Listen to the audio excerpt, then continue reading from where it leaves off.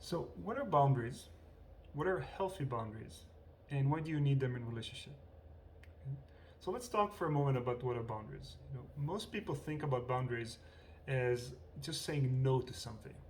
Like you might get advice from a friend of like, this is just not okay with you. This is not acceptable what your partner is doing. So just say no to them. Say like, you can't do this to me. I like to think about it in a little bit more broad way. I like to think about it as you getting clear about what's important to you. And that's both a yes or a no.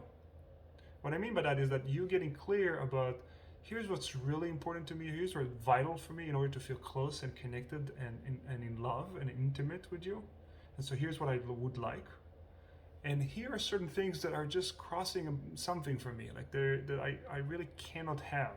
Like that I do have a no around. Like when you do that, it makes me feel hurt and distant and disconnected. Right?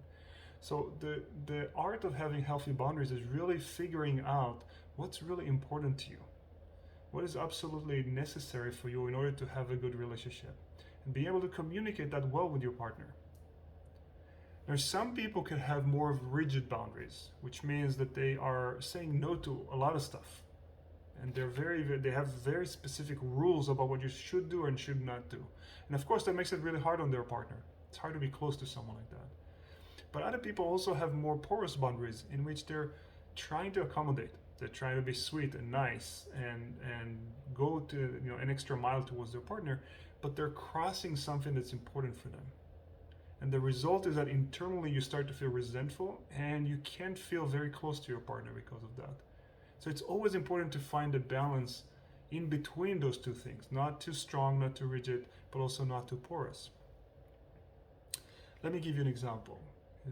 A couple I worked with recently, in their recent fights, the guy was started using or at least sending comments to the kids that they have, saying something like, well, it's just because your mom is upset at me right now. And naturally, she felt really violated by that, especially worried about the kids and what it's going to do for them. Right? And so as we work together, I helped to clarify it to him and say like, hey, listen, this really doesn't work for me. Because it affects our kids, and I know you don't want to affect our kids in a negative way, and I don't want them to be affected in this way.